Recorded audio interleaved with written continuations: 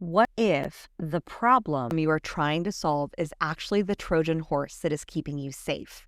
Stay tuned for this episode where we tackle the 3 Trojan horses that keep you stuck in your problems. Stay tuned. Queen, let's talk efficiency. As a Virgo, I live for streamlined systems, and that's exactly why I've used Kajabi to run Crown Yourself since 2017. In fact, in 2022, we took it even further, moving our entire podcast and CRM onto Kajabi because having everything in one place, game changer. No more tech headaches, no more system switching, just one smooth, scalable platform for business growth. And for a limited time, you can get 30 days free to try it out for yourself. Start streamlining your empire today. Click the link below to start your 30-day free trial with Kajabi.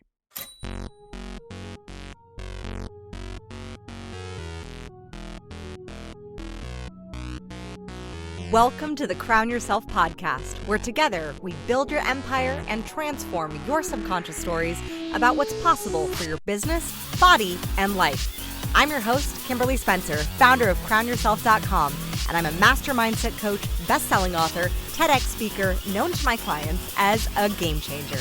Each week, you get the conscious leadership strategies you need to help you reign with courage, clarity, and confidence so that you too can make the income and impact you deserve. Imagine this podcast as your royal invitation to step into your full potential and reign in your divine purpose. Your sovereignty starts here, and your reign is now.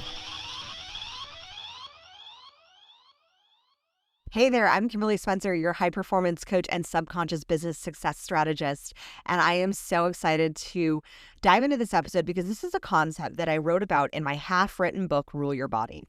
And will Rule Your Body ever be coming out? Well, maybe this episode and me recording it will actually allow for that alignment to show up as to why it hasn't come out yet. This was a book that I started writing years ago when I first started my business, Crown Yourself. As far as coaching was concerned, it wasn't necessarily around high performance or business. It was just around the subconscious blocks.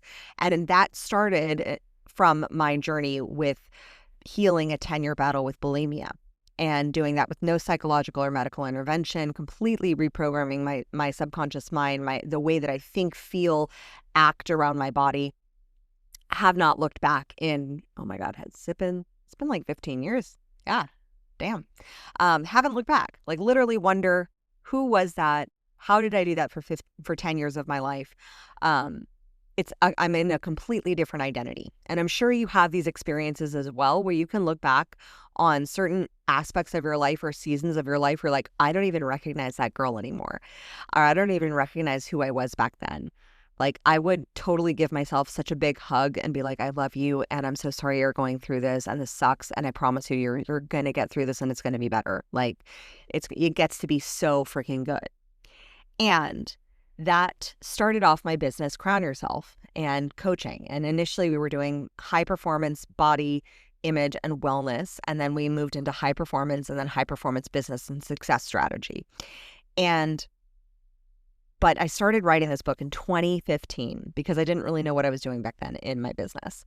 And it stayed in my half-written Scrivener book files along with one other one that I'm very excited to have coming out next year. So can't say what it is, but it's very exciting. So we're just going to hold on to that.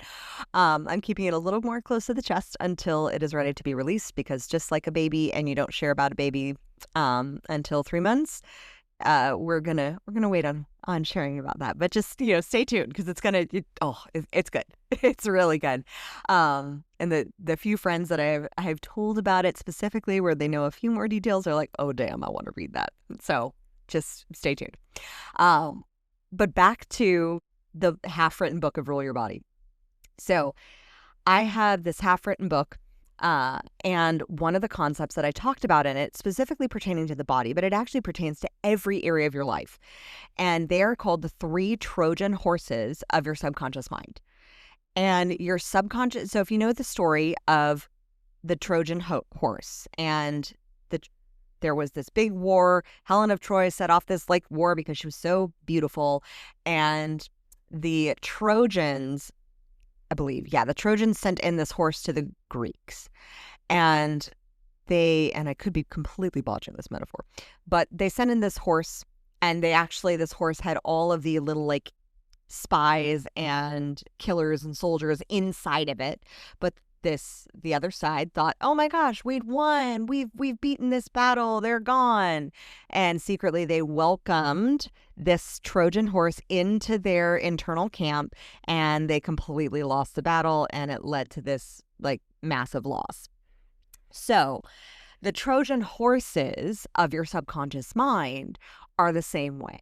Because when we face a problem, if we abide by the principle, that which is conscious manifests happily, and that which is unconscious manifests unhappily. If we abide by that principle, then in essence, the problems that we have, we are unconsciously manifesting. So they're these like Trojan horses that are just lingering in our subconscious mind, waiting for that moment where it's like, kapow, we're going to pop out and show ourselves. And in my frame of reference, I don't believe that the universe or God tests us. I don't like that language, that it's like this like, big sky daddy testing us to see if we're worthy. I actually feel that it's more of like the unconscious mind is presenting an opportunity for healing. And because one of the prime directives of our unconscious minds is it represses memories until we're ready to process them. And it represses significant emotional events until we're ready to process them. So sometimes it wants to process them in the form of a problem, of like it presents something into your external reality and you're like, crap, this is happening. I don't like that this is happening in my life. And so that's an unconscious manifestation of this problem, where in a way you could say that your unconscious mind is saying, I believe in you and I think you're capable of solving this problem and I think you're ready. Are you ready? And if you're ready, then you conquer these 3 Trojan horses and you move forward and you up level to that next level in the game. But if you're not, then we keep railing against this problem, because this problem in a way starts to fulfill a need. And this problem shows up because it is fulfilling a need in some way in the background of our lives, in the, speeding up, slowing down the RAM of our subconscious minds, because it's providing us with one of these 3 Trojan horses. So I'm going to state what these 3 Trojan horses are, and then we're going to dive in a little deeper as to like how to reframe them, work through them, so that you no longer need your problem and you just move to the next level in the game. And that's the game of life. So the first Trojan horse is safety and familiarity. Now, initially, I considered it safety, but really I want to frame what safety is, because there are certain situations that don't feel safe, like domestic violence. And yet, why do they repeat?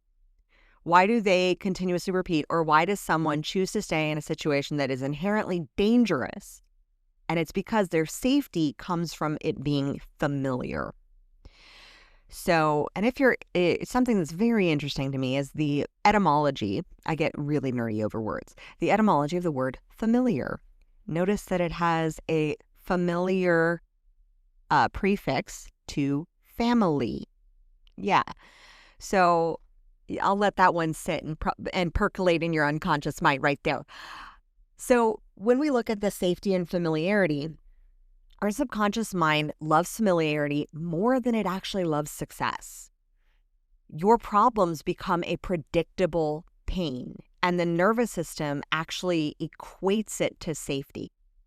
So even though it's not safe, even though a circumstance may be not safe, like let's say, and this doesn't have to be some like massive traumatic thing like domestic violence. It could be something as simple as you feel safe in draining your bank account to zero, or getting into a negative bank balance every month. And then the money's going to come in. It always comes in. And then you get back up and then you drain it back. And so you're used to this cycle of like, oh, I have a big influx of money come in and then I drain it to zero or drain it to negative, and then I bring it back up. So that's a predictable pain. It sucks. You're like, it's a negative bank balance again, or overdraft fees. But you're safe in that reality. Your nervous system has actually equated it to safety in feeling that pattern of money flows in, hooray, X amount of expenses go out to bills, and then suddenly you're back at that negative bank balance. That can be one. The same is true with weight loss. the same as where you are very used to, and this could be over the term of a month, like it was with the bank balance. This could be over the term of several years. So you feel safe in going on like the 75 hard and doing that. And then after the 75 hard, you have, maybe 150 days of 75 soft. And then you go back to doing 75 hard. So then there's that predictable pain and that predictable pattern. The question that you need to ask yourself, though, is if I let this go, who will I be? What will I feel? Because so often, especially when I'm coaching leaders and I bring up like a predictable pattern that's coming up and that their nervous system is feeling is safe, like the, cash flowing in, OPEX flowing out, that one I get a lot. Maybe not to the, to the extreme of money flows in and then the cash flow just dwindles down to like barely anything. And they have enough, but it's just, they bring in 50K and then they spend 35K in OPEX. And then they're like, where's my profit margin? Where's my owner's withdrawal? And I'm like, okay, that's the predictable pattern. That's one that we then get to work on. So the question is, if I let this go, who will I be and what will I feel? Because most often when I ask leaders, how is this keeping you safe? They're like, this is not keeping me safe. I don't like it. And I'm like, yeah, you don't like it, but your nervous system is familiar with this pattern. And so your nervous system, your biology actually thinks it's safe. So in order to rewire biology, you have to live in the discomfort of trusting yourself to have money in your bank account or to have a sustained weight and to stay there. You have to trust yourself. This was one that I had when I was reprogramming my mindset with bulimia. I had to learn how to trust myself with chocolate in the house. And it started out with just a bar. Just a bar. And my nervous system, I literally sat with my nervous system for like a few days and knowing that I had this bar in the house and that I could eat it if I wanted to. I didn't have to eat it, but knowing that I could be safe with having a bar of chocolate in the house. Because prior to that, if ever I had sweets in the house, I would just binge like a mofo. And then I would purge. And then as I started to heal, I then said, okay, my first step was eliminate the binging temptation, eliminate those pieces of temptation from even being a part of my life. So I took out all the potential bingers and didn't have sugar in my house for like a year. And then I realized I need to start learning that I can have a sweet treat and I can trust myself with a sweet treat. So the thing with safety and familiarity is the backbone of it, of reprogramming it, comes in a place of trust. Do you trust yourself in a new relationship that doesn't berate you or cross your boundaries? Do you trust yourself to speak up for yourself? Do you trust yourself to hold and savor and grow money? Do you trust yourself to grow a team? Do you trust yourself to maintain the discipline of an exercise routine? This is where we get to expand and let our subconscious minds know it is safe to expand beyond what I've known. I can trust myself in sustaining this new level. I can trust myself with this business. I can trust myself within my body. I can trust myself with my finances. Because safety and familiarity comes from a broken trust. And that Trojan horse comes from a broken trust. That's how it sneaks in. The second Trojan horse is control. And so problems give us something to focus on. They allow us to manage something. They allow us to fix something. They allow us to have a sense of certainty. And if you know the work of Tony Robbins, and his work talks about the 6 core human needs. And 2 of the core human needs are certainty and variety. And so the certainty can come from a false sense. We can create a false sense of certainty by staying in the problem.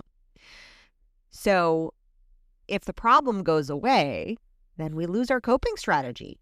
We could even lose our source of identity. But the problem gives you control over your time, your energy, your attention, but it costs you your peace. So true power, real power, comes from choice. That's where certainty is. And so the change that has to happen with this Trojan horse, it sneaks in because of a desire to control. But how to shift this is when you claim your power of choice. And when you recognize that it is in your choice to make a new decision, that you have your freedom.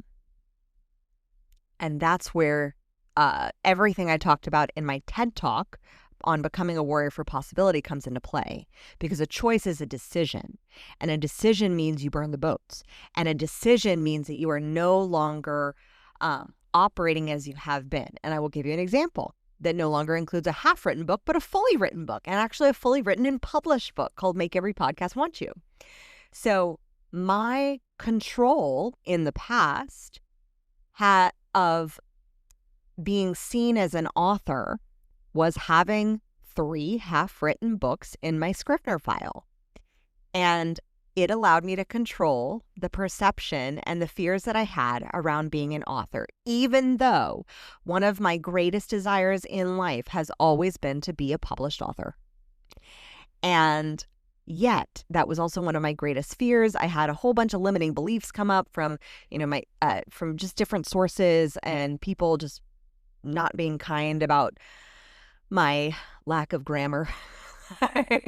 I make grammatical mistakes all the time. Maybe I have dyslexia. I don't know. Nor do I really care. I'm not, at this point, I'm not going to let that stop me. But at the same time, I did allow for me not having a book for me to have that controlled certainty.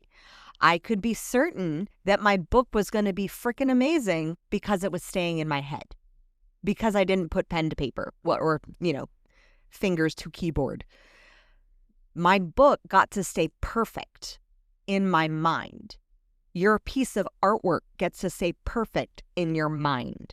Your program, your course, your business gets to stay perfect in your mind. But when you start putting action in, new action in, it's action that shapes your identity, and it's action that moves you out of the false sense of security, and it's action that is your choice and your new decisions. So the way you shift this second Trojan horse of control is you start taking new action that gets really uncomfortable, because it provides that variety, and then it's trusting. It goes back to that first Trojan horse of trusting yourself to take these new action steps that are new and not familiar. So these Trojan horses stack on each other. And when I started taking those new action steps, such as finishing the book, booking the writer's retreat so that I could take 4 days away from my children, pass them off to my husband and my mom and say, I'm going to go write this book and finish it. And then taking the diligent 3 months of action steps through the editing process, marketing process, getting all the releases signed by all the people who are mentioned in the book and all the things. When I started doing all those things and then saying, yep, we have the date, we're releasing it, it's coming out, that shifted my sense of certainty. My sense of certainty came from it being perfect to my sense of certainty came from it is happening, it is being done. And it was surrendering my control in the outcome of how it was received and allowing for myself to say, I am choosing instead for my identity to be that of a published author. And I would rather have my identity be a published author than have the outcome be something that I can't control, which I can't control other people's opinions. And while every review has been a positive A review, and we have a ton of 5-star reviews on Amazon, we have had some feedback of oh, it's missing a table of contents. And I'm like, oh, crap, you're right. It is.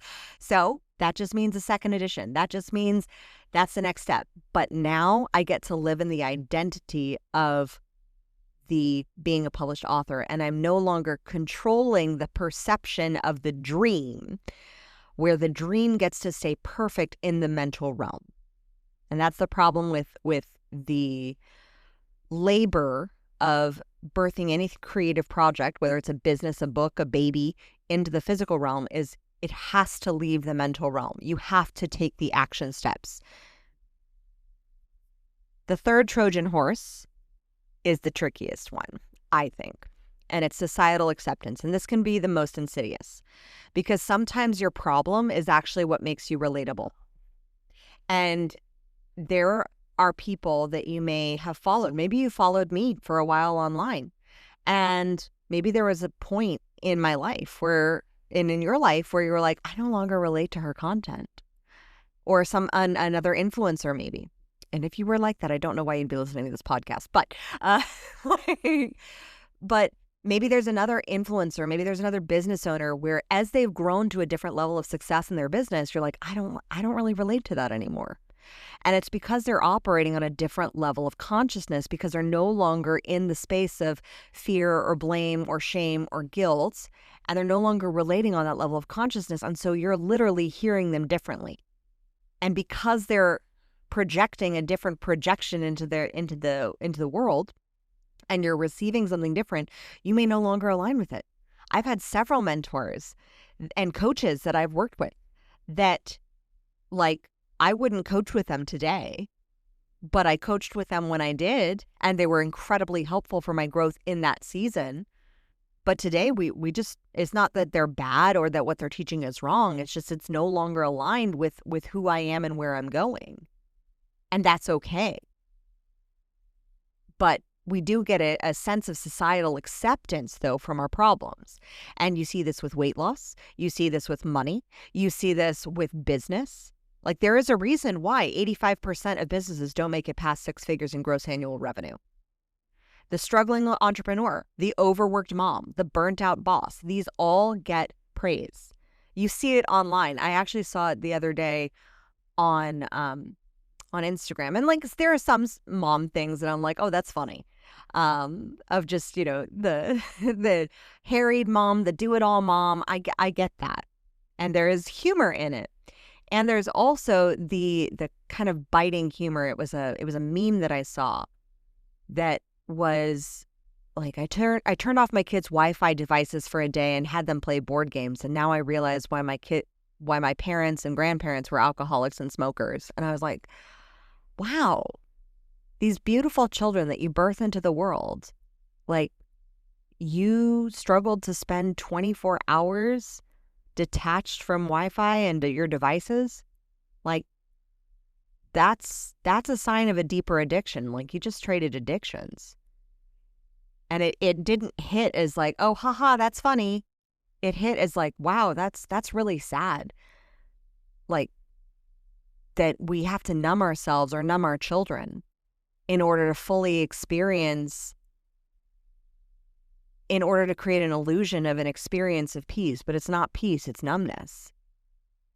And I know it was meant to be a joke, and I'm sure there were tons of comments on it that were like, oh, haha, that's so funny. And oh, yeah, I could never surrender my devices. And don't get me wrong, it's not saying that devices are bad. Like, my son just got his device back today after a week of not having it.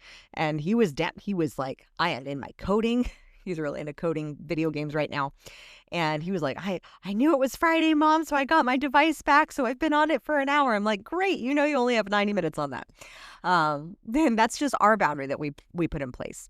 But the humor of the societal acceptance of like, oh my gosh, I need to numb my children or numb that. And it's not saying that anything is wrong with devices or Wi-Fi. Not at all.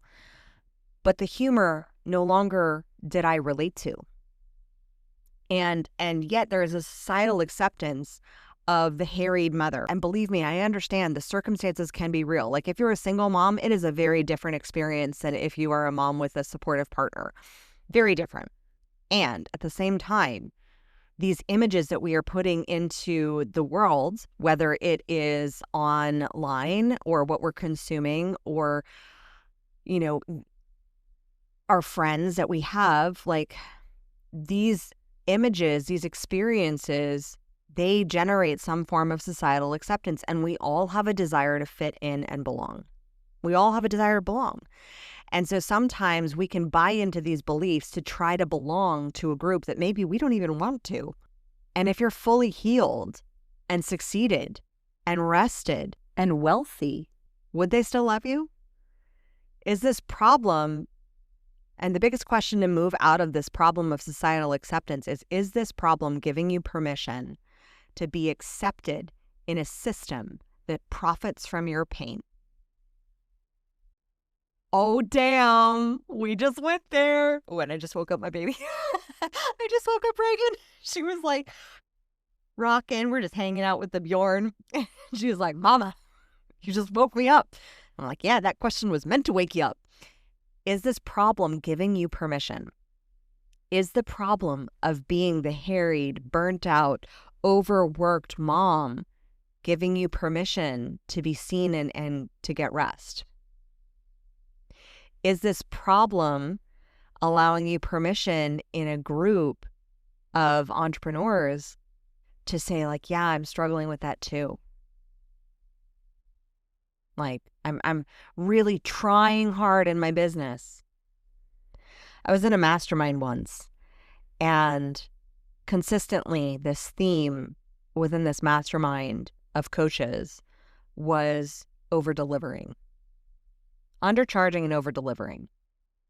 And I remember I started to kind of outgrow this mastermind because suddenly I was hitting new income markers and making new deals. And I found myself in this space of, yeah, I'm not having a problem. Like, I know that what I deliver as a coach is pretty freaking good. And like, my service is very valuable and I have the produced results from my clients. And I don't need to go over 30 minutes to an hour in a conversation to ensure that I'm delivering excellence. Like, I can trust that, to go back to safety, I can trust that within an hour's conversation for a coaching call, we can get some massive breakthroughs and new decisions made and create a powerful action plan. And I can trust in the variety that comes. I don't need to control the situation. I can trust that my client is going to get exactly what she or he is going to need from the session.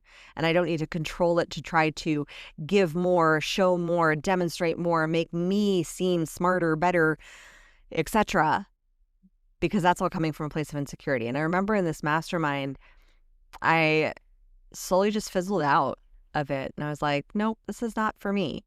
Because I saw that in this group, there were people that were just attached to the struggle. They were attached to where they were and this perception of having it all together. But I've never wanted to be seen as like I have it all together. Like, I don't. Nobody does. But I figured some things out. And in those things that I figured out, I'm pretty damn good. And I'm confident in saying that. And the thing with the societal acceptance and this Trojan horse is you don't have to sacrifice your sovereignty for belonging. And it starts with you fully accepting your wholeness as a success, your dreams and desires, and saying, you know, I am okay with being the outsider for a while. And societal acceptance, there's one thing that's not commonly talked about in fear, right? We have fear of all the fears. And we have our nervous system that kicks in with fight, flight, freeze, right? We've heard fight, flight, freeze. Okay, that's what happens to an animal, i.e. humans as well, when we are scared, when our amygdala gets hijacked. But there's also this other one, and it's a biological wiring called flock. Because our biological wiring from thousands and thousands of years ago, when we were tribal creatures, was if you were the lone wolf, if you were out there pioneering a new path, if you were out there alone, oh, you were close to dead. Like, good luck surviving alone in a wilderness that wants to eat you. So there is a biological hardwiring in our bodies for us to flock to different groups. And the problem is that in the need to flock to different groups, that means you have to leave one group and go to another. And whenever anybody says that they're having trouble leaving a group that they've been like accepted in for a while, maybe this at first is your family, maybe then it becomes a group of entrepreneurs that you're growing together with, but then you just kind of, your business outgrows them and you no longer need the accountability partners. Like, and that's a big thing that happens that I've seen in the beginning stages of business, where people will get together and they're so excited about, growing their business, and they have their accountability buddies. And then like everyone starts staying accountable, but then it starts to become this societally accepted group of a certain standard where that's your ceiling and your floor. But if you need to raise your ceiling, i.e. going to the next level, that means you need to actually leave that group, maybe, unless they're all growing together, and go to a new group. Now, ideally, with your like romantic partner, you grow together and you leave one group and you grow into another one. But not always does that happen. So the societally, like when you start changing, there is the challenge of the flock. And it's a biological hardwiring in our subconscious minds from generations upon generations of feeling safe within a certain group. And there is a moment in the between going between one group and another that you are left in the unknown, going into the unknown, not having a new group. You will always find a new group, I promise you. But it's that unknown of you have to accept yourself and accept your growth before going to that next level. And sometimes that means leaving the people who have accepted you as you are behind, because suddenly you're going to start changing. And the friends at the country club who loved having you come and hang out for book club, drinking wine, hanging out, are now like, oh, well, we don't relate to her anymore because she is growing a business.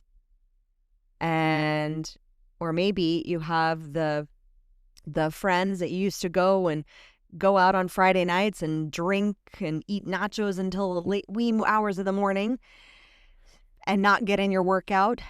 Suddenly you go on a fitness journey and now those friends no longer are really hanging out with you. Or maybe you change churches. Each one of these is a new form of flocking. And when you flock to a new group, sometimes people from the old group will stay behind. People will be in your life for reasons, seasons, and lifetimes. The ones that are in your lifetimes, oh my God, they have grown so much because they have grown with you. The ones that are in your life for a season, thank them for the season that they were in. And sometimes you'll see this with coaches or mentors or guides or whatnot. When you start taking them off of that guru pedestal, some people don't want to be taken off of that guru pedestal. Their ego really loves it. And that can be a really hard transition, because then that's somebody that you've, like I said, there are coaches and mentors that I've had that I no longer would coach with them or be mentored by them, but they served me in that season. And so I'm giving you permission in this to look at what season are your relationships in and where are you getting acceptance to stay where you're at. So I want to end with a few questions that you can ask yourself, whether this means you're going to journal on them or just let them like simmer in the back of your unconscious mind for the rest of the day. Number one is, what does this problem give me permission to not do or be? Who do I become without this struggle? How would my nervous system feel when it actually has peace and not this illusion of peace?